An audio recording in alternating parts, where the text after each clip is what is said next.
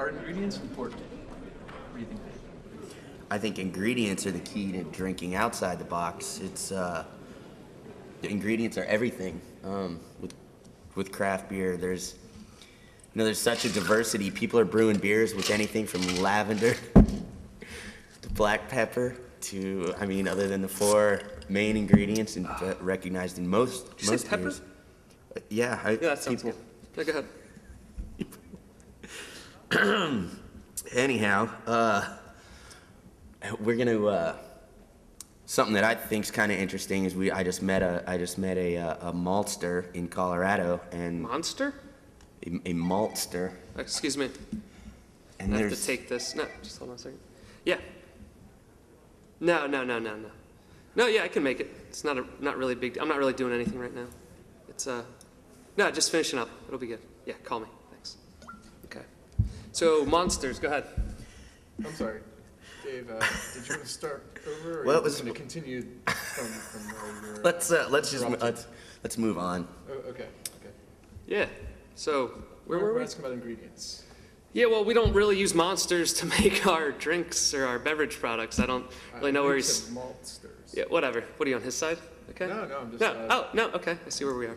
All right. So back to your question: are ingredients important? No, they're not. Well, yeah, they are to a certain degree in that we need to have them to make our product.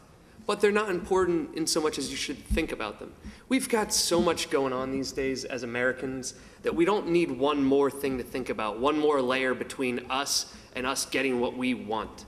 So yeah, ingredients are important. It's important that they're out there and they're in there and they're wherever they are. But knowing them, come on.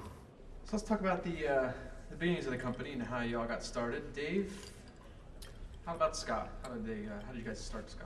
We friend of mine, Bill, my partner. Your bro? My bro, Bill and I started it.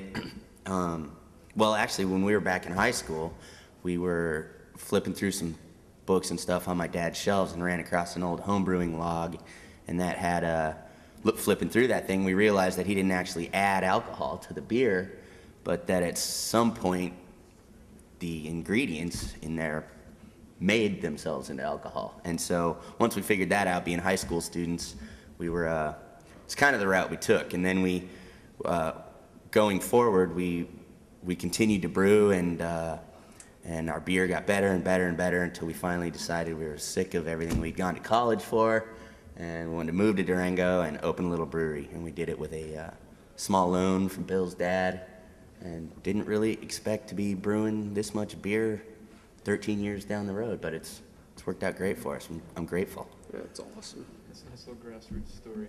It is. A lot of grass in that story, I bet. I'm not going to sit here and tell you about the magic of how alcohol becomes beer and all this kind of new age stuff that's going on. All I'm really going to tell you is that our company comes from a place that isn't really able to be captured inside of a house or Bill's dad's whatever. Our company comes from a place called America, and it's bigger than a couple of guys doing a thing to do it. It's about a whole bunch of people doing everything so that we can all do it. And I think that that's what Rotgutsen's really about. It's about the diversity of a lot versus the way a little tends to make things a little bit littler. Dave, do you think where you're from ends up affecting the beer you make? I definitely do. There's a term that it's becoming more popular when you're speaking about craft beer now, but it comes from the wine and coffee industries called terroir, which is basically a sense of the place where the product is made and the effect that it has on said product, and that could be the soil or the climate, and the conditions that help create the particular ingredients that are used in those products. And I think not only because we use some of the finest ingredients I'm stuck on something. Is terroir French for terrorist? That's kind of what it sounds like. It sounds like a French word for terrorism. I'm going to go ahead and just jump in here because that could be another rambling. No, I got this. Don't worry. I got it. Don't worry. Okay. I got it. That was going to be another 10 minutes about terrorism. So At Rotgutzen, we're an all-American company. We may not be based in America or owned by an American corporation or made up of mostly American employees or facilities, but we're an all-American company. We're as American as a little kid playing baseball, eating a piece of apple pie, saying words that end in N.